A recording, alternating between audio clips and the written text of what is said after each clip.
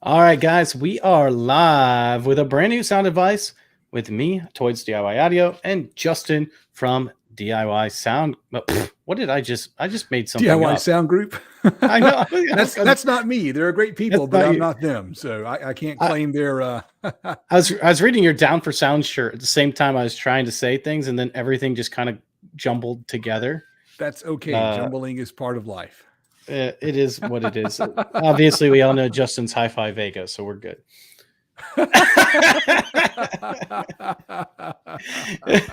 So you might notice I'm wearing a Packers hat today. Yes, you often do that. Well, this is special. This one's for David K here. So David and I were talking, and he's a big Bears fan, and I'm a big Packers fan. And so Bears played the Packers. And I told him I was going to wear this either way, whether the Bears or Packers won. And, happened that the Packers won. So it made me feel bad. I told him I would take any comments he gave me if they lost. There you go. uh, Oh, that's awesome. so We got today, we got a good crowd in the chat, man. I see SD Designs, the true voice of reason. Stu is here. Hey, Stu, good to see you. Stu says he's driving home, so I won't expect him to type a reply. David K is here, of course. Eden Cerebrus. I haven't seen that name in the chat before, so we got some people here that I haven't seen before. And Philip is here. So today is a really good show because we're going to be talking about misconceptions on speakers. And this doesn't matter if you build speakers, it doesn't matter if you buy speakers. This is going to be something that you want to think about because this stuff that we're talking about relates to whether you're building your own or whether you're going out to buying something. You're going to want to know, well, you know what? I'll just put it this way. There's a lot of talk on the internet, and there's not a lot of, I think, people that have done this stuff. And so sometimes it can be confused between us hearing a lot of the same things over and over again and assuming that just becomes truth, even though it's not always the case. Monkey see, monkey do. It becomes fact through repetition. So I'm going to ask you guys in the chat a question, along with Justin a question. This was a question that kind of came up on, and I'll tell you guys a story later. Actually, I'll tell you after, as this is going on. Do we want a speaker box to resonate, or do we want it to be dead? So you think about that, and you guys just tell me, do you want a speaker box to resonate, or do you want a dead enclosure? Do you want it to be inert? Okay. Now, while you're thinking about that, I had a guy. Well, actually, Justin, you wanted to show something else. So why don't you show that off first? Yeah, I got a new toy in the mail today, and I can't help but show it off. I ordered a 320 amp alternator. It's a Mechman. I bought it from Down for Sound so I can get a free T-shirt. And so I'm really excited to get this thing installed. And here is the thing that I thought was so cool about it. I figured it would take 2 or 3 weeks to build because they oftentimes build these high amp alternators like to order. It was in stock, and I ordered it like Saturday, like the weekend, Saturday, and it was in the mailbox today. And really? I was really shocked, and so I'm really stoked about getting this thing installed. I'm gonna grab some help from a neighbor who's good with cars, and I've still got the Big 3 kit from Hi-Fi Vega that he sent me last summer sitting in a box. So I'm going to do the Big 3 and the alternator so I can start doing some bigger builds and not have to worry about, gee, do I have enough juice on hand? So I'll need to buy some lithium batteries as well. So if you'll hit the super chats, I'll have a better chance of buying them sooner. So there you go. Now we got some answers. We got some questionable answers. We got some answers that one said, hey, box depends on design goals. One said inert. SD Design said, hey, if it gives me more SPL, I'll take it. Let's see. Brian Steele said, definitely inert though, and higher than the passband that the speaker is expected to reproduce. And then, so it's all over the self. Joseph Mass says, hey, the box itself, inert, the air inside, resonant. So let me tell you a story. That's a quick story time. Story time with Nick and Justin. Dun, dun, dun. Okay. So I'm not going to share this comment. But this guy came onto the channel and started, I don't know, I don't know if I want to say harassing, but similar to that. But he basically went on to say that MDF and all the dampening material I was using was a terrible idea because, in fact, he called me a real genius because because it doesn't resonate. And so I realized something when I was talking to this guy. Realized two things: one, he didn't know what he was talking about. Two, and two, he's probably used to designing. If he does design speakers, he said he did. If he does design speakers, he's probably used to designing speakers for instruments. And there's a difference between the two, right? So let's say, Justin, I'm building a guitar cabinet. Mm-hmm. Do I care if it resonates or not? I don't know, because I think about like an acoustic guitar. The entire point behind an acoustic guitar is the darn thing resonates. It's just as much a stringed instrument as it is a box that's amplifying the sound. But an electric guitar uses pickups and then it's processed, right? So the sound you hear out of an electric guitar there's nothing about that we would ever consider natural. Now, I didn't say it sounded bad. I love the sound of an electric guitar, right? But if you're plugging your electric guitar into a guitar amplifier, there's processing on the amplifier, there's all the foot pedals. So if you're playing the electric guitar, you're already processing it right there coming out of the guitar. And I don't know how the box plays into that. So here's what we're getting back to. If you're doing like a speaker, guitar, or whatever, an amplifier, you're creating music. You're creating a sound that you want to be heard. So if you want to change it with your foot pedal, you want to change it with the box and make it sound different, that's different. But when you're building a speaker to listen to later, you don't want it to add to that tonality. Instead, you want it to recreate whatever the source is. At least that's what if it's a recording studio, you want to recreate what the producer built into the recording. And Philip's right. I think speakers should be considered different from instruments. And you're right. So typically, if you're designing a speaker for, loudspeaker listening use for movies, music, whatever, it should be inert. You don't want those panels to resonate.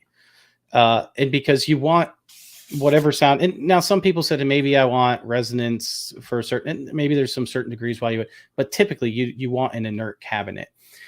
However, if you're building it for a musical instrument, hey, yeah, you can let it resonate all you want. But just because a name brand manufacturer doesn't put bracing in their speaker or something else doesn't make it the right thing to do. In general, a speaker should be inert. So Nick, this just happens to be laying here. This is the NVX Epicenter clone that I did a review on my channel a while back where I hooked up to the RTA. You can clearly see that it's adding some lower frequency harmonics, same way as the expensive version that that audio control makes. And I said in that video basically the same thing. I said that when you hook one of these things up, you're not reproducing music. You're now actually creating music. You've made that active decision to put a signal processor in line. That's not like an EQ that's designed to cut or boost to shape the sound to reproduce the music. It's literally adding distortion the same way as a bass guitar does. And so that's the thing, right? Do you want a speaker to reproduce the sound as the recording intended, or do you want a speaker to color the sound to make it sound like you want? Yeah. And so, and I think Brian Steele said, hey, I made a bass cabinet that doesn't resonate, and that's fine. That's the whole point of recreating the sound. When you're creating the sound, you build the cabinet to be designed of how you want it to sound. So if you want it to be completely inert, make it inert. If you don't, you don't. But typically for most speakers, yeah, you want it to be, most speakers that we listen to, we want it to be inert. And if you think about it, whenever we design a ported enclosure, I mean, we're tuning that port, we're shaping the frequency. Are we not shaping the sound? What do you mean? Like, when I'm designing an enclosure and I'm tuning that port, I can make the box peaky and boomy. I can get low Well, end that's true. extension, right? I can make the box highlight a frequency that maybe wasn't intended to be highlighted by the original recording. That's true. And I guess some of the times we should be asking ourselves, are we talking about a high fidelity speaker or like a party speaker or something? Because that could change the difference of how you're designing the box and the port and things of that nature. It's a I don't good know. It's point. just, I mean, so I've always been of the opinion that you don't want the material you use in the cabinet in the speaker box to alter the sound. But as we sit and talk about it, I began to think, but we alter the sound all the time. Yeah, I mean, typically you want the speaker to play what the speaker. Typically, you want it to recreate the sound that it's being pushed to it. You don't want it. I should say 1-to-1 ratio. Although there's debate about that as well. All right, Well, so what you go want ahead. is you want the speaker to recreate. You want the entire system to recreate a sound that you enjoy. That is true. You may not enjoy the person's that person's sound. All right, so let's talk about this because we're talking about resonance right now, Okay. right? So while we're talking about resonance, let's skip right to bracing. Bracing of Okay. subwoofer, bracing of a speaker. One, does it need to be done? I hear a lot of people say you don't need to brace a subwoofer. A subwoofer bracing is just a waste of money. And But then I hear a lot of people say, hey, I see commercial grade speakers all the time with no bracing. So therefore, I also don't need bracing in my speakers. That's all just a waste of money. What do you think about that? well, I think that if you're like buying a prefab subwoofer box, um, the people making that box have to worry about weight and they have to worry about their production cost. And so I think if they can get away without adding a brace that might be needed, they probably will. And so you can't look at a commercial purchased product and necessarily say that just because a professional designed it that it was done the right way, because they may have been designing it for some other purpose besides making it sound good. They're designing it to make money. Yeah, and that's a good point because if I go take a look down the line at almost any, I would say subwoofer box for car audio or even a lot of home audio ones that you can just buy, they don't include bracing. And I think that's for a couple reasons. One of the reasons I think is because what we're talking about right now, and then a cost saving measure. And then the other thing I think is because they don't know what your speaker is going to be and they don't know how much space you need around it and what driver you're going to be putting in there. And that also makes a difference as well. So now here the question is, does a subwoofer or a speaker need bracing? And what type of bracing do you think it needs? So I have an unpopular opinion, Nick. I think it's going to be an unpopular opinion. Let me share my screen. So Brian Steele says he has impedance graphs on his website that show the impact of good bracing. So if you guys want to check out Brian Steele's website, maybe Brian can drop the link down there so everyone can check it out as well. Yes, absolutely. You can see it. You can see it in the Win ISD sweeps that you do when the impact of the bracing. So can you share this real quick? Just to clarify, I think you mean DATS. DATS. Yes, that's right. DATS. So this is That's right. SketchUp. This is an enclosure that I designed for a design client. It's a big 15-inch subwoofer with 3 massive 6.5-inch arrow ports. Not going to be any port noise with this sucker. And look at the bracing. First of all, there's this brace right here that I've just highlighted in blue. Its main purpose is to hold the ports, right? So that the ports aren't going to just flop around loose. And really, I should probably drill some holes in there, just so you get the air pass through. And there's this piece right here. People call it a window brace. The loudspeaker design cookbook calls it a shelf brace.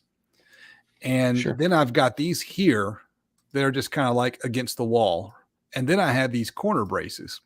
And the more I think about it, the more I think that corner braces might just be a useless fad. And I'm beginning to think that we don't actually need corner braces. What do you think, Nick? Yeah, I think it's absolutely useless there. The corner is the strongest part of the box. The only reason that you really need a corner brace is if you have done a sloppy job cutting and you're going to have air holes and you want to, gaps not just like a seam, but actual gaps. And you want to put a corner 45 in there to help kind of cover up some of that so you don't have an air leak in the side. And it might be useful if you have a really big system, if you're throwing thousands of watts at an enclosure, because maybe you did a sloppy job putting the box together and it might break apart at the seam. So what you notice happens, it's all over YouTube. We have all these corner 45s, but like right here, there's no corner 45 right here. Why is it that this spot over here is special and needs a corner 45, but this spot over here is not special and doesn't need a corner 45? So here's the deal. We should probably explain why bracing is so important so that you can understand why the side bracing is probably less important, or those corner bracing. So typically the reason why we do bracing in general, whether it be a subwoofer or whether it be a speaker, is for to get rid of resonances, which we've already explained is very important when we're designing like a traditional speaker versus, one for instruments. Now we get rid of resonance in two ways. One way is by breaking up standing waves. Okay. And that's going to be by the way of padding, which we'll talk about a little bit later. And that can also be dependent on how you put your bracing in, which we'll talk about here in a minute. And then, of course, the second way is the panels themselves from resonating. So oftentimes you want those side panels. Can you open that box back up? Oftentimes, like, see your main brace, your window brace is touching 4 different sides. Mm-hmm. The interesting thing here is if you scroll, can you go back to like a better view of the brace, the window brace? Yeah, there we go. Let me get to the perspective right. Well, no, that was a fine perspective. Anyway, what you'll find a lot of people will actually do is they won't actually put the corners in. They'll actually cut the corners off, so they're not touching at the corners, and they're only touching at the 4 different walls. So they're touching at your top, touching at your bottom, and your 2 sides, because those corners, once again, it's not necessary to have, and you can save yourself a little bit of space. And some people even claim it to be a stronger brace as well. So I think there's another misconception with the bracing. And here's Brian's right. Good bracing tie opposite panels together at the point where they're likely to be deflected the most when a force acts on them. Mm-hmm. I don't know why I couldn't read that last sentence. And another thing too is that the bracing, especially if we're talking like an enclosure for, say, a bookshelf speaker or something, bracing is designed to stop resonance or break resonance up. So the thing to consider, if this middle brace wasn't right here, you'd have this massive panel on the top and one just like it on the bottom that would both resonate at the same frequency because they're the same size. And if you put this brace right down the middle, now you have 4 panels that are all resonating at the same frequency. You just change the frequency because you change the size of the panel. So what you want to do is you want to offset. You never put the brace right in the middle of the panel. You move it a couple of inches one way or the other. And so these braces here that I have, the location doesn't matter as long as they're not evenly spaced. So put one 3/4 of the way and one half of the way or something like that. 75% of the way, that's the same as 3/4. Because what you want to do is you want to take these big flat panels and you want to break them up and reinforce them so that they'll resonate at different frequencies. That way you don't have one frequency resonating that's going to color the sound. Yeah. And so sometimes, like if you have a square subwoofer, for example, if you take your bracing and alter it in different ways, that breaks up the panels. So then therefore you're breaking up the standing waves, I should say. Another way to do that is either with polyfill, or with, if you're using a ported cabinet, using some type of acoustic foam. And people will say that a good speaker will always have this in there. What do you think? Do you think it, yes, no, maybe? You're not sure. I don't think you always have to use polyfill. And my introduction to polyfill, where I first saw it used and was told I was supposed to be using it, was that it made my sealed enclosure behave as if it were a larger enclosure, where it changes the air pressure or the heat or some physics or science, so that you can basically make an enclosure that's too small and then cram it full of polyfill, and that will fix your problem. And I tested that on my channel. You can see the results. The results are very slight. Even way back in the day when Vilcher, the guy who owned Acoustic Research, who actually was who worked with blanking on the name, Hoffman's Iron Law, the most he could get was an impact of 10%. So if you had a 1 cubic foot box, you can stuff it with a polyfill and make it look like a 1.1 cubic foot box. And so the difference is so slight that the idea that we're going to stuff it with a polyfill in order to compensate for an undersized enclosure is just foolish, in my opinion. Now, does it break up standing waves? Yeah, it does break up standing waves, and so does, so does your acoustic foam, things of that nature. But part of the issue is overstuffing. Some people overstuff, and overstuffing is just as bad as those, if not even worse at times. And the truth of the matter is, if you take a DATS reading, depending on what your bracing is, and depending on how good your bracing is, you may not need that in there. Now, if you take your DATS reading and you're seeing some resonances still, you can still put it in and take care of that. Or if you see something weird in your frequency response graph and you think, well, maybe this will help, you can do that. The truth of the matter is, I think a lot of commercial grade speakers that you buy on the market, when I say commercial grade, I mean, it's really consumer grade, but you buy, that they make for everyone.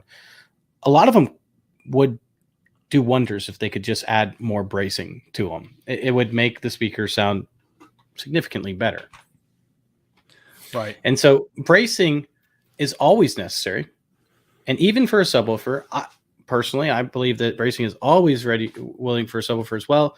And I think we didn't really hit it, but even just for the pressure inside, it's going to create a lot of pressure in there. And, just kind of attaching those sides a little bit better is also a good idea. And yes, you can blow a box apart with enough pressure. Parker, the bass head, he changed his channel name recently. I keep wanting to give him his old name. He put these 2 huge 15s in this box in the back of an extended cab truck, and there wasn't the first bit of bracing in that enclosure. It was just this big, massive. It had to be a 8 cubic foot enclosure, and the thing did come apart at the seams. He showed it on his channel and showed how he fixed it. But had he put one of these window braces in there, it probably wouldn't have come apart. And had he put, the technical term is a batten, like batten down the hatch. So instead of corner 45s everywhere, he just ran some, 1 inch by 1 inch pieces of wood around all the edges. He would have had a more secure surface to glue and bite screws into and everything. So, the bracing I think is important. The polyfill, less important than you think. Bracing would be better than polyfill if you had to pick between one or the other. Oh, absolutely. Yep. Absolutely agree. Because the bracing is going to make it inert and should get rid of most of those resonances. And that's what you want. You want inert. You want inert.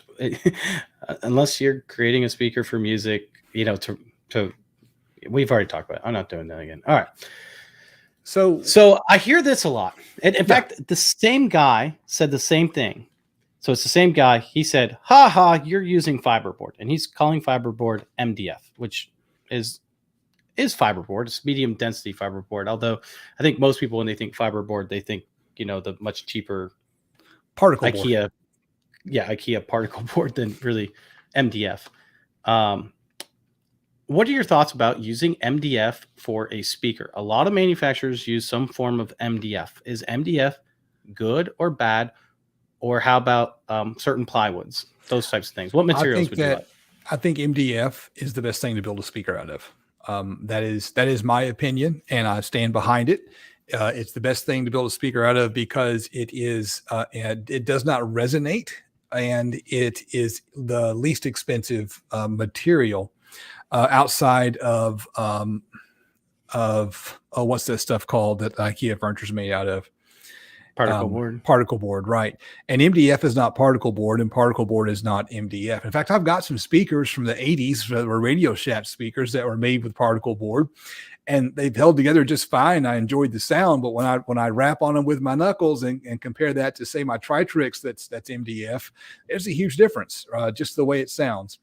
And something good and sturdy is going to be better. But I think MDF gets a bad name because I think the average person does not understand that MDF and particle board are different. That's a good point. So people are talking about all kinds of different materials. Google account. Hey, Google's watching. Oh, When are they not watching? Okay. they're gonna cancel us. He said, why not make it out of concrete? And someone else mentioned concrete. Someone else mentioned LDF. Someone else mentioned, no one mentioned HDF. Someone else mentioned birch plywood. That's 25 hertz to life. Colby mentioned just plywood. Here's the deal. All of those are usable. In fact, the best probably is concrete. The truth of the matter is no one's going to be making a speaker out of concrete. One, it's way too hard. Two, it's way too heavy. So anyone commercially doing it isn't going to do that. And then three, it's just not easy to work with, right? Like it's not something that you want to do. Right. But you can make it out of concrete, and concrete would be good because as we've already noted, the best thing is to make a speaker inert. Right. So right. what are some of the best materials to keep things inert? Fiberboard is fantastic. Like something heavy and dense like MDF. Like MDF or HDF, which is high density fiberboard. Those are great. And all it is glue and sawdust all together, right? And that's all it is. And that's good for you because it doesn't allow the flexing like it usually does. So that with good bracing is fantastic and one of the best. Also, good quality plywood is very good because once again, they're doing basically the exact same thing, right? It's glue and just multiple layers of thin pieces of wood. And the layers alternate. So it's going to be directionally stable. It shouldn't expand and contract over time. And that's what you got to be careful using a solid wood product is do you have to worry about it expanding and contracting over time. Can you do a screen share real quick? I want to show off something here. Yeah. So this is an enclosure that was made by a design client. I don't design a lot of speakers for people. I have more time to do it in the summer. And isn't that amazing? It's a pair of big Rockwell Fosgate 12-inch subwoofers. And he wanted this angle look right here very specifically. And it turned out amazing. This guy knows what he's doing. He's a fantastic woodworker. And I want you to notice, I don't know how well y'all can see. Is there a way for me to zoom in? Yeah, I'll zoom in here. Zoom. The first thing I want you to notice is he does have braces and battens here, these corner 45s. And look at the material that he's using. That is a high quality plywood. That is a good quality plywood with lots of plies. And what I see people doing is they say, oh yeah, you got to use birch. And then they'll go to Home Depot and they will buy the birch veneered regular plywood. And this isn't the highest quality plywood I've ever seen in my life, but it seems to have lots of layers. And so the birch veneered cabinet grade plywood at Home Depot is not the same thing as Baltic birch. No, it's got, I don't know what, like 13 layers or something. And right. Good luck finding Baltic birch right now. And if you do find it, you're going to have to give your left testicle for a sheet. But it's expensive and it's really good stuff. I mean, having said that, I don't mind if anyone uses Home Depot plywood. It's not as good as this, as long as you get your bracing correct. You can disagree with that. I don't mind. And the advantage to plywood is it's a little bit lighter than MDF. It's more expensive. If you're doing a lot of fabrication with your router, MDF just routes better, right? You go putting roundovers and rabbets and stuff on the plywood, it never looks as good. The birch being the voids. The birch being the exception to that, it mills very well. So, I mean, best material, MDF. Second best material would be the actual real Baltic birch. Absolutely. And so concrete, MDF, HDF, good high quality plywood, all of those are good alternatives. Things that you don't want to use, I have no problem with anyone using hardwood. We talk about, like, whenever you can tell if your cabinet is inert, we want to get it past frequencies that are going to typically resonate. And so we want it to have a sharp sounding, a thud to it, right? Right. Soft woods resonate really well and not in a good way. So pine, you see a lot of guitar cabinets made out of because they like the way it resonates. You don't see a lot of speakers made out of just solid pine because the exact opposite reason, or the exact same reason, I'm sorry, because it does resonate and they don't want it to resonate. So Stu is trying to type and drive at the same time, and he's got a correction. Marine plywood is good. Yes. Yeah, that is good stuff. The hard thing with marine plywood and a lot of those plywoods is they often get sold in sheets of 5x5. But yeah, Baltic birch is 5x5. And we're used to using 4x8. And so people look at sometimes and it's like, oh, it's only $100 for a sheet or whatever. No, that's $100 for a 5x5 sheet. So you're getting about half. Not a little really smaller. It's a little smaller. Yeah. So MDF seems to be the most cost effective way to get that done. And yes, MDF, HDF, whatever you want to use there is. And you've got to wear something to keep from breathing in the dust from the MDF. Yeah, that's the only bad thing about MDF. It is very toxic. All right. Yeah. So, all right. I'm going to talk about something that is very... people are going to get upset about probably. And I'm going to say that it's probably a touchy topic, but I'm going to talk about it. Before we do that, can we come out? I wanted to bring something up real quick. All right. Yes. This is so, back when I was first starting my channel, back before wood prices got so crazy high, there was a cabinet shop in town that was giving away scraps, stuff that couldn't use for whatever reason, special order stuff it had ordered and didn't end up using. And I managed to pick up a sheet of, check this out, it was 1 inch thick, but it was 1/2 inch MDF that had been laminated on both sides with 1/4 inch plywood. Oh, wow. And I remember that. Heavy stuff. And it worked really well. And in that batch, I also grabbed a bunch of birch veneered MDF. And that was fun to work with because you got the birch look and it was MDF. And so I felt like that's kind of cool. Yeah.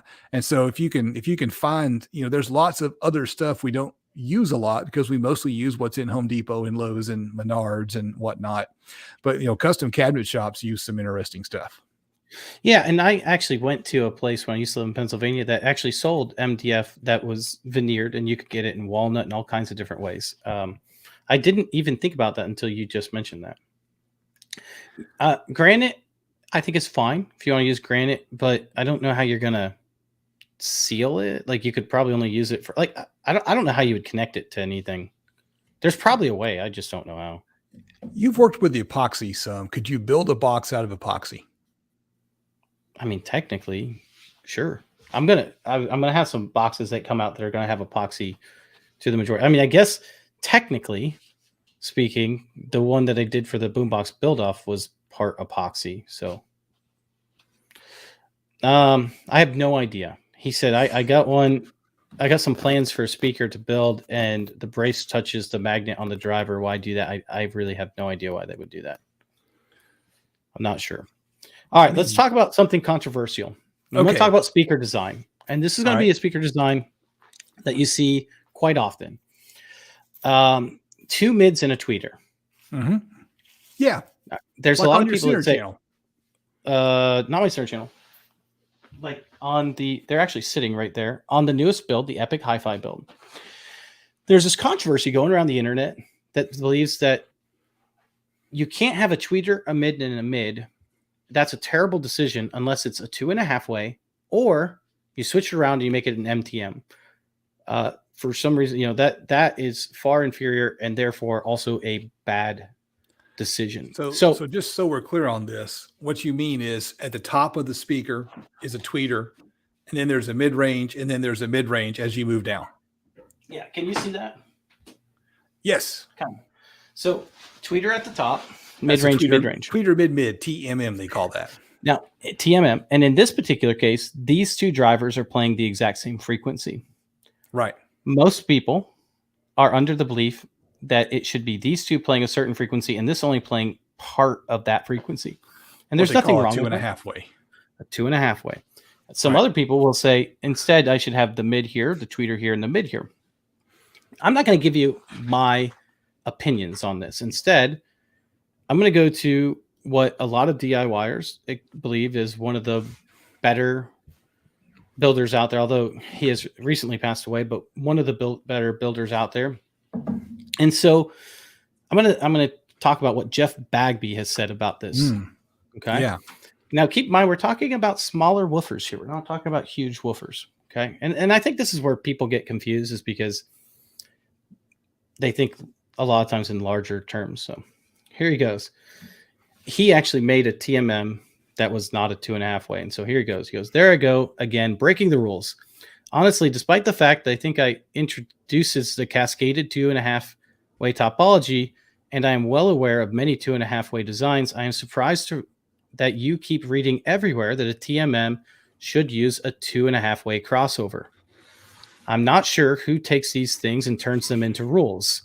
Obviously, the spacing of the driver group and the crossover point are factors in the choice, but the decision is much more flexible than you make it sound.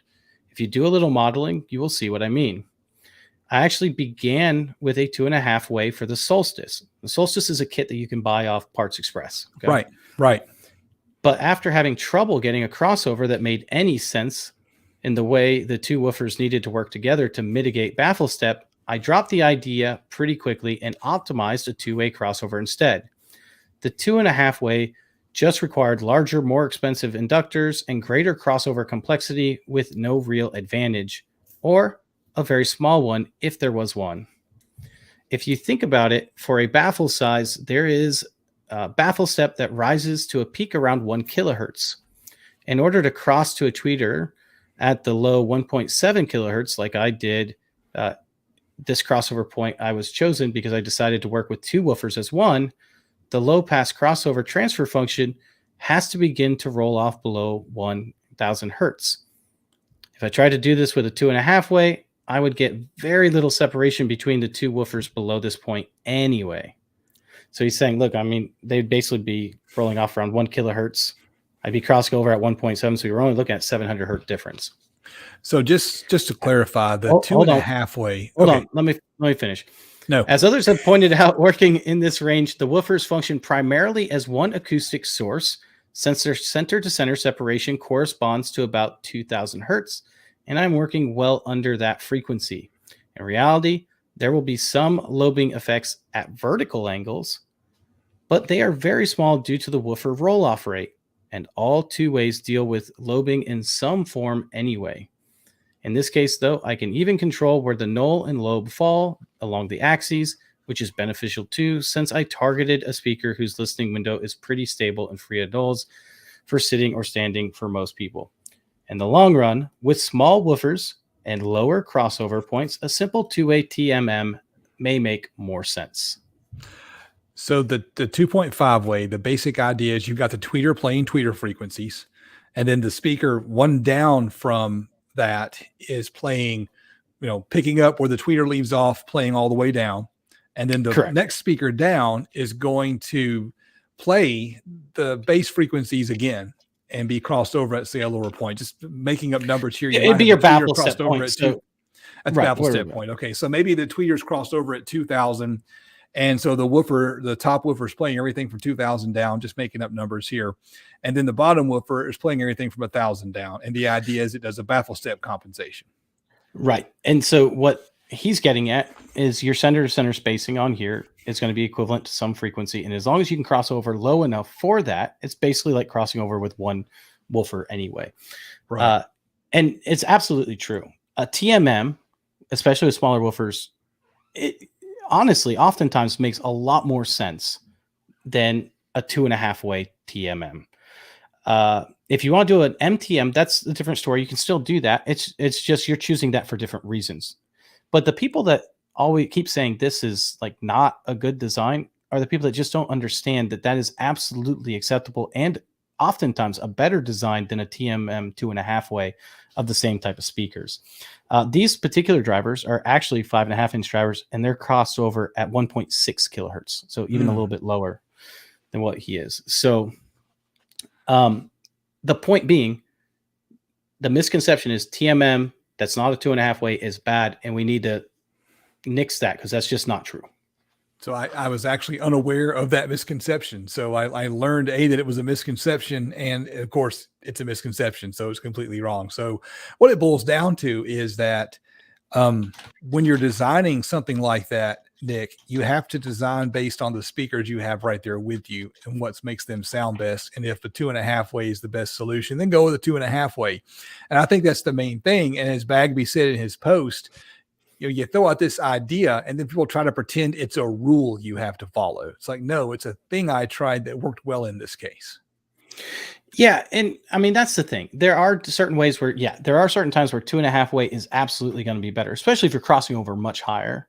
And depending on where your baffle step is, like if your baffle step, if you have a really wide baffle and your baffle steps at like 500 hertz or something of that nature, and now you have to make up all that other area, and you have these larger drivers, so 2.5 way is probably going to be the best way to go.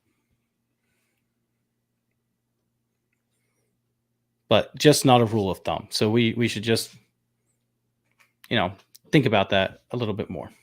Right. Excellent. What's next? What's next on your list?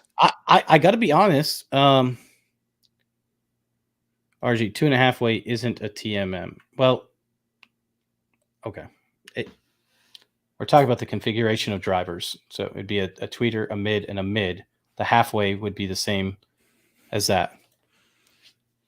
So, all right. That's the first time, Josh Jones, that's the first time I've heard of a 2.5 way. By the way, I heard our good listener, Elliot, got to meet Josh the other day, which is kind of cool. Josh is a professional sound engineer, sets up sound design systems and stuff. It's pretty cool what he does. Awesome. All right. Do we still have time? We do. Yeah, we got plenty of time left. Oh, that's good. Man, I feel like we're on a roll. All right. Here we go. For you. This one's for you, man. All right. In order to have good bass, you need to have a 3-way or a separate subwoofer. True or false? I feel like that's a misconception. In order to have good bass, you have to have a 3-way or. I guess some of it depends on how we define bass too. In a perfect world, you would have one speaker in enclosure to your left and one in enclosure to your right, and they would both play a full range flat from 20 hertz to 20,000, and it would be wonderful and everyone would be happy with it, and it does the same thing as headphones do, right? But I remember before the separate subwoofer was a thing. I remember when they called them monkey coffins back in the day, when you would have just a big tower speaker with, two tweeters or a tweeter in the mid range and then a big subwoofer. And that's what people had. And what people liked, because that was, I don't know why people liked it. I guess it was what they made. And those sounded fine to me back then. And I think the moving the subwoofer to a separate box, I don't know, maybe it just corresponded with home theater and the idea of a low frequency channel. But no, you don't have to have a woofer in a separate box or the same box. You just have to put it together right. I mean, you've got to design the components and put them in the right place. Did that make any sense at all? I feel like an incoherent babbling. No, it did. Let me give you an example from car audio, right? In car audio, the tweeters and the mids are in the doors in the factory locations and the subwoofers in the back. Well, why is the sub in the back? Because that's the place it fits. It's not because that's where it needs to be.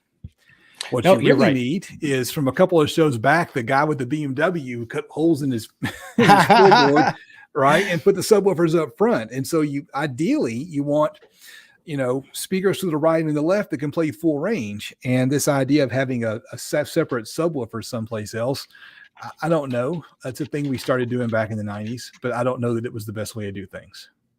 So absolutely. And so here's the deal. I think up until recently, I would probably have agreed with typically a 2-way. You're not going to get good bass because you have to sacrifice somewhere. And in general, you have to sacrifice somewhere. Even a full range driver, we know sacrifices, right? So if we get a full range driver that's really good at bass, it's usually not great past 10 kilohertz. And if we get one that's good past 10 kilohertz, it's usually not good in the bass department. So hey, Josh Washington has a question. If you want to grab it real quick and see, I want to answer this question first. Okay. So he actually hits on this where he says, are there going to be, well, first he asked about the budget tweeter options. By the way, that will be coming out probably in a later video. I do want to build one with less expensive tweeters. Because I think that would be good. You could bring it down from like $1,000 to probably like $650. And I think that's more reasonable for some people. Do they need a sub though? 3? No, they don't. They absolutely don't. And that's where this is kind of going. A lot of the newer mid-ranges that are coming out in the market have newer technology that weren't really yet. I'm not going to say available because they have been available, but haven't been utilized to their fullest potential. The Epic are one of those great drivers. They can get very low, and they can also get into your mid pass range for you to pass over in a two-way driver. Purify is also another great driver that can do the same thing.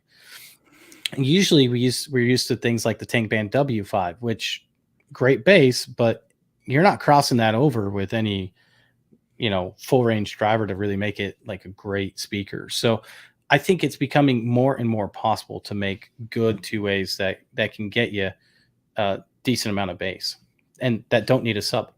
Another one was the Uglies. The Uglies. Oh my gosh. I remember the first guy who bought the Uglies and built them. This is a true story. He bought them and built them, and he actually messaged me and said, "Hey man, I gotta be honest. I'm really disappointed. The bass isn't that good." And I'm like, okay. And I said, "Well, how do you have them hooked up?" He said, "I haven't hooked up to my receiver." I said, "Okay, have you done anything with your receiver yet?" He said, "No." And I said, "Do you have anything else hooked up to your receiver?" He said, "No." I said, "Okay." So I already knew what was going on. Typically, when you buy a receiver, it's set up for a 5.1 surround sound. So it has all the bass diverting to the subwoofer and not to the main speakers. So in order to like just uncomplicate things, I said, do you have an auto calibration mic? He said, "Yeah." I said, "All right, take your auto calibration mic up, hook it up, run your auto calibration and be done with it." And he's like, "Okay." 10 seconds probably after he did that, he's like, "Holy crap, the space is insane." And then he's like texting me, he's like, "I don't even think I need to buy a subwoofer now." And it's true. It is a two-way speaker, had crystal clear highs all the way at 20 kilohertz, and the bass was just tremendous. It was hitting 20 hertz in his room. It was amazing.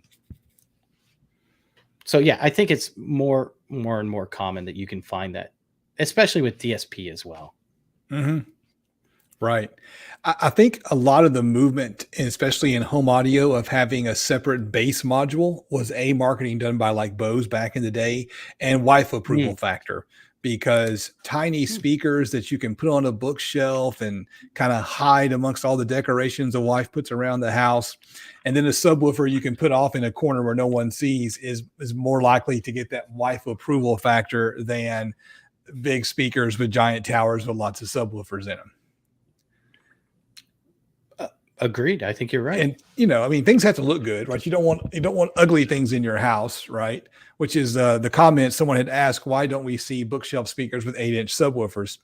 And that is, in my opinion, why? Because big 8-inch speakers make the wives go, "I don't want that in my room. I don't want that here in the living room."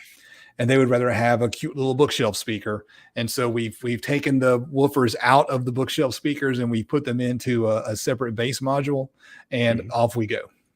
Well, and I think the other issue is we got a couple issues with using an 8-inch. One is you have to cross over very, very low, right? Because of the beaming characteristics of an 8-inch woofer. So we have to cross over low. So we have to get a more expensive tweeter. Two, if we get an 8-inch woofer that's really good at bass, we also have to make sure that it's good at recreating it. So we're looking at something like an underhung motor design, which is also a very expensive woofer. Right. However, the Dayton Epic 7-inch is only $130 now. And that I think would make a really good choice for someone that wants to do a two-way bookshelf speaker for home theater specifically and wants to pair it with something. And I would probably try to pair it, if you're looking for a budget tweeter, I'd be trying to pair it with maybe the Peerless XT25, which is a ring radiator tweeter. It's about $30. So you're looking at $160, so $320 in parts plus whatever crossover components you're looking at. So under $500 a pair for sure for two 8-inch bookshelf speakers. And I think it's definitely becoming more and more readily available. Before that, you were looking at probably the Tank Band W8s, and those things were very expensive woofers. They're good. They're expensive. All right. There's a question about constrained layer damping. Did you see it? Yeah, you started. Okay. I did. Yeah, it's right here. Any thoughts on constrained layer dampening? Well, what are your thoughts first? So You know, I know that when I throw some inside of a subwoofer box and put it up on YouTube, there's always someone in the comments telling me I'm an idiot for doing that. So obviously, the person in the comments always knows more than I do. I don't, you know, there's people in the comments who know a lot, but the person calling me an idiot maybe don't. I feel like it was the Loudspeaker Design Cookbook put out an idea, a design where it was a you know, wood baffle and then a layer constrained layer dampening, and then a wood baffle on top of that. Does that sound like Loudspeaker Design Cookbook? So I mean, I don't remember if it's there, but yeah, there's a space for constrained layer damping, and it's oftentimes inside of an enclosure, just kind of a patch. And usually when I throw it in a box, it's because I have some laying around, because I buy it in bulk packs. Because because there's going to be a day where I need some. Like, you know, my neighbor was putting some speakers in, and he said, "Hey, I'm putting some speakers." I said, "Oh, great! Let me grab my, you know, my CLD tiles and let's fix it up right." You know, and so I just keep it on hand. And now that I can get a discount by using the code DIY Audio 10 at mvx.com, I can buy all I want dirt cheap. So, so yeah, keep going. I'm sorry. But it's an absolute necessary thing if you are doing, like, say, those custom speaker pods, or if you're using kick panel speakers or something like that. I think it doesn't hurt at all to put it in a box, especially if you're using thinner wood. I'm all for it. I don't see any reason not to use it. Yeah, we should ask Josh what his opinion is. Here's the deal: constrained layer dampening can be very expensive. And I think that's the reason why, and it adds a lot of weight to your enclosure as well. And so I don't think you see it a lot because of that. One of the better materials to use for constrained layer dampening, well, that a lot of people use, I should say, is green glue. So you put green glue between them, and you can do that. I don't really do a lot of constrained layer dampening, and I'm not saying that it doesn't have. What is green glue? Is that like what is? It's almost like a caulk. It's almost like a caulk, where it's, you know, almost like it's a glue, obviously.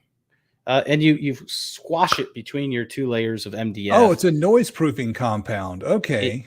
It is. And they use it for constrained layer dampening. A lot of people use it for that. I don't really mess with it that much. I found it green online. glue. Green glue is also a room treatment material. It's designed for room treatment, but a lot of people will use it in constrained layer dampening as well. Oh, cool. Yeah, you can buy it in like a tube, like a caulk gun. How neat. Mm-hmm. I don't personally do a lot of constrained layer dampening, but it is really good. It adds to the weight. So you got to remember, like, are you okay with adding a bunch of weight to your speaker or whatever? If you're building this for yourself, sure, you know, do it. But okay, I don't typically do it. I found a store online that sells all types of dampening materials. They even sell mass loaded vinyl, which is a great way to dampen. That's another sound. way to do it. Sure. Mass loaded vinyl. I don't know if I put it into an enclosure, but it would be great if you want to make, say, a soundproof room or something for your dungeon, you know. So yeah, so that's our thoughts on that. All right, now Josh also asked, what is our thoughts on Rockwell insulation for dampening? I'll tell you right now, it's good. Josh Evans put a great article on the forum about Rockwell, and he even went through different ways of knowing, like, what frequency it'll cancel out depending on the thickness of it.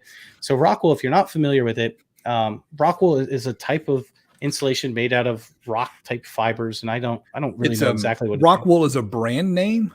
Generically, it's referred to as a mineral wool, and so the idea basically is you're taking some type of, you know, natural element and spinning it like a wool is what it is. But you can actually buy this at Lowe's. Yes. Home Depot, I don't believe does sell, but Lowe's does sell. Yeah, Home Depot's got it. Yeah. No, do they? Maybe not in my area then. I mean, you got to buy like a pallet of the crap, right? Well, they sell it in the store at Lowe's where I live. I bought some because it's also very good when you're building a theater to put inside, like, your risers and things, to also get rid of sound. And it's also good if you're going to make your own sound deadeners to put on your walls. Okay. So if you want to do that, share my screen. I got some pictures of it here. So there are different brands. There's a brand called Roxul, Roxul, and then Rockwool, of course, is a brand, and Home Depot sells the Rockwool brand. Oh, okay. Well, good. You can get it at Home Depot too. That's awesome. I didn't realize that now. You can get, there's all kinds of different brands. I didn't realize. Wow. That's great. And typically they have different types of densities of this. Mm-hmm. So typically the density that you want to get is the one right here. Oh, wait, stop. Go up. Go up. Yeah, right there. The third one over on your right. Third one over on your left. I'm sorry. Third one over. Just like a, yep. No, 1, 2, 3. Yep. The safe. Nope. That's 4. The safe. The safe and sound is typically one of the better ones to get if you're going to like Home Depot or Lowe's or whatever. Those ones are usually designed for audio. Right. And it's, I mean, how much do you need? Because it comes in the big pack, right? There are 12 pieces in there. Is that what it is? So, and that's the big problem with it. If you buy Rockwell, you can buy it in just individual sheets. You pay more for it, I think, but you also don't have as much. So it's the kind of thing where you buy you buy a pack and it sits in your attic for months, and then you realize, oh yeah, I had some. So you grab it next time you build a speaker. Yeah. And it does the same thing as polyfill does, right? I mean, it does, except depending on, like, if you're putting it inside a speaker cabinet, depending on the thickness that you put in is going to depend on the frequency at which it's going to start working at. Right. Which is nice. So your lower frequencies, better for bracing. More of your mid frequencies, that's where your Rockwell and stuff is going to be hitting you. Have you used, or anyone in the chat, because several people responded to my polyfill video that that the stuff that looks kind of like the automotive sound dampening material that comes in most factory cars, I think they call it, sometimes it's denim and sometimes it's wool. Have any of y'all ever tried that? You've used the actual wool material? Yeah, it is denim. It's denim. I think jute is the word I'm looking for. Jute. Is that, anybody recognize the word jute? Is that am I making a word up? Yeah, but I don't think jute. Isn't jute like a type of like I don't think jute's what you're looking for. Oh no, I guess Stu says it is jute padding. Oh, there you go. Actually, a lot of people said jute, so there you go.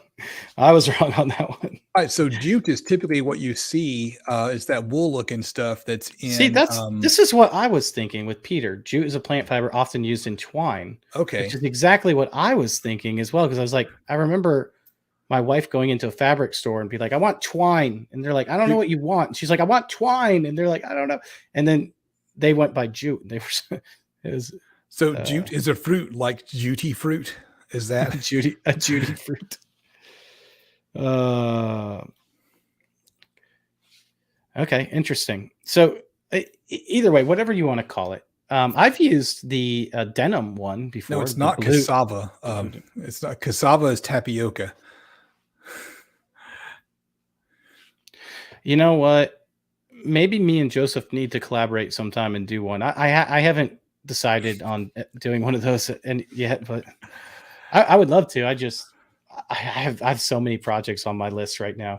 I think I know the next home audio speaker build. I'm going to use jute on the inside, and I'm going to call it Jukebox Hero. Thank you, Deviant for Life, for that. Oh, yeah.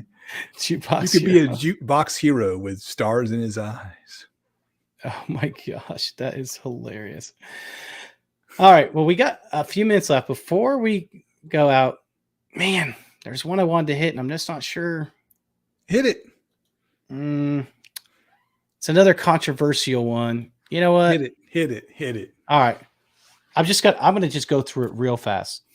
The thought is you should never use electrolytic capacitors.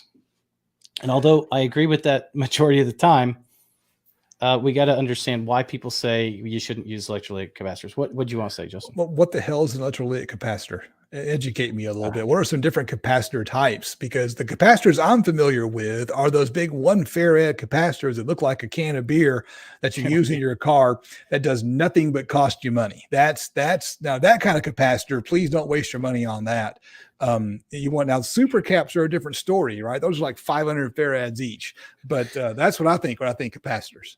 So here's the deal. There's 3 different types of capacitors typically. There's film and foil, which are going to be the most expensive. There's poly, which is what most people use because it's designed usually for audio. And then there's electrolytic, which a lot of people don't like. And here's the reason why a lot of people don't like electrolytic.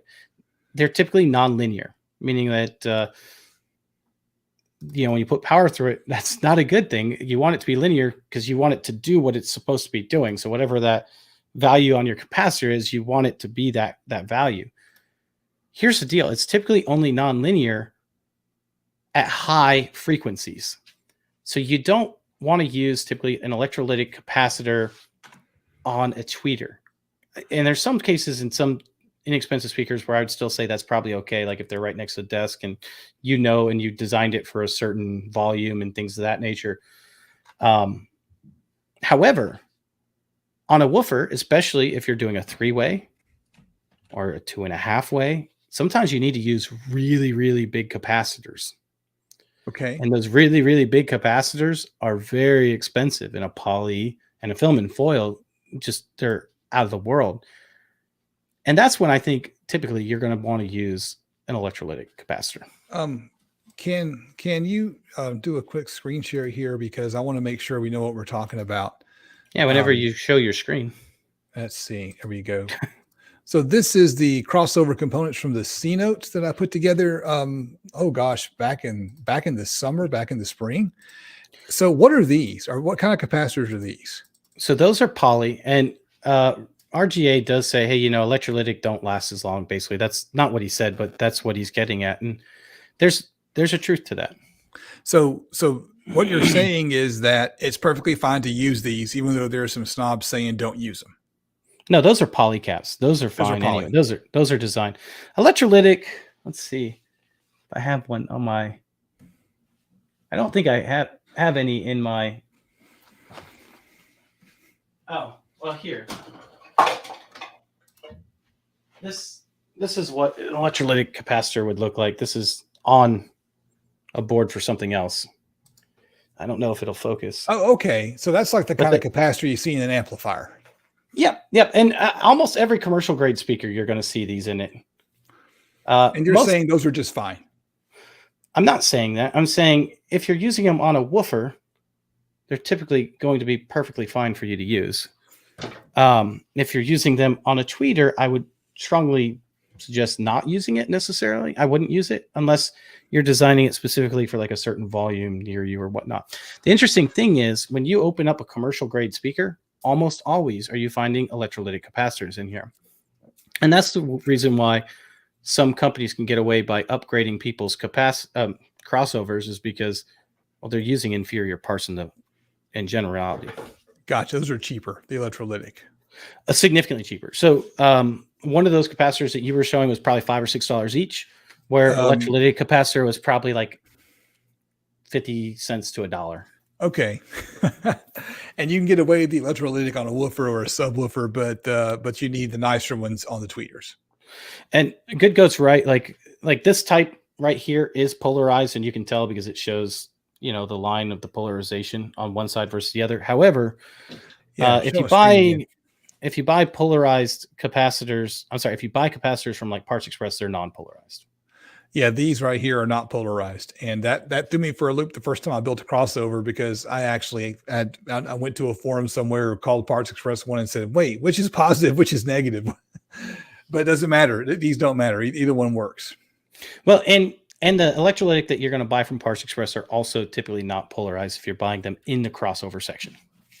Excellent, good to know. And if you guys are interested in those types of things, we have links in the description of the video that give you links to like Parts Express and those types of things if you want to look at those. Yeah. All right. Brian's like, right. Sometimes it can be as cheap as 87 cents for an electrolytic cap, $2 for a poly, and $45 for a film. It's pretty funny. And also Bob's right too. If you buy electrolytic in bulk, you can buy them for really, really cheap. Well, there we go. That's the show, guys. Buy them 1,000 at a time. Buy them 1,000 at a time. And you don't have to worry about it. It's cheap. All right, guys, that is all we have for tonight. But before we go, we're always going to tell you what we have coming up on the channel. And so Justin, I know he's been just chomping at the bit all night to tell you what he's got coming out on his channel. So Why tell Well, us? yesterday I dropped a video with a shallow mount subwoofer. It's a subwoofer that MVX sent out to me. So yesterday was the sponsored video where they asked me to make a video, and the idea behind the video was I was just going to show you how you could really cram a shallow subwoofer into a tight spot, and then argue that maybe you shouldn't. So in part two, I'm going to build what I hope to be a much better enclosure that's obviously a whole lot larger. So part two, the woofer is the enclosure is finished. I just got to kind of edit the footage and do some tests and throw it in the truck and see how it sounds. So that's what's coming up next. All right. So that actually sounds really good. I really don't know what's next on my channel, if I'm going to be honest with you. I got quite a few things for review. I think I'm going to go ahead and review one of my Android head units. I got a Toto sitting right there, the F7XE. I really want to review that because I really want to put it in the car. So I think I'm going to do that this week. I'm also starting a build. The build video will not be out this week, but I'm starting it. And it's going to be up for not one, but two 21-inch subwoofers. So if you're interested in some big bass, that's going to be it. Just make sure you hit the subscribe button and hit that bell so that you get instant notification when it's coming out. Me and my patrons are kind of talking about that right now. So we're going to have to talk a little bit more about that. Oh, Brian said he's one of my patrons, and he said he got the F7A Toto, not the Extreme Edition, but the one before this from the garage sale, and he loves it. And I got to be honest, the reason why I'm chomping at the bit is because I regret selling that one. It was really good. I was like, dang, I shouldn't have sold that thing, man. But he got it and he loves it. So that's good. Well, awesome. All right, guys. Toys DIY and Justin, we're out.